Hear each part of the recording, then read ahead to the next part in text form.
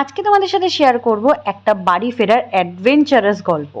এখন বাজে রাত 2টো। আমি এসে গেছি শিয়ালদা স্টেশনে বাড়ি যাব বলে। আমি গেছিলাম ডায়মন্ড হারবার, আর ধরবো সকাল 3:15-র বনগা লোকাল। এই ভেবে আমিও ছিলাম আর বাকিদের মতন অপেক্ষারত। হঠাৎই শুনতে পেলাম 3:15 আর 4:15 বনগা লোকাল ক্যান্সেল। এটা শুনে আমি ভাবলাম এত রাত্রে কোথায় যাবো, তাই 4:45-এর ট্রেনে নয় বাড়ি যাবো। আর এই মহাশয়কে একটু চুলকে দিচ্ছিলাম। তারপরে হঠাৎ শুনলাম 10টা অবধি বনগাঁর কোনো ট্রেন চলাচল করবে না। এটা শুনে আমি প্রচণ্ড চিন্তায় পড়ে গেছিলাম যে সবে বাজে 4টে, আমি কিভাবে বাড়ি যাব। তারপরে মাথায় বুদ্ধি আসাতে কেটে নিলাম একটা ব্যারাকপুরের টিকিট আর এসে গেলাম ব্যারাকপুর স্টেশনে।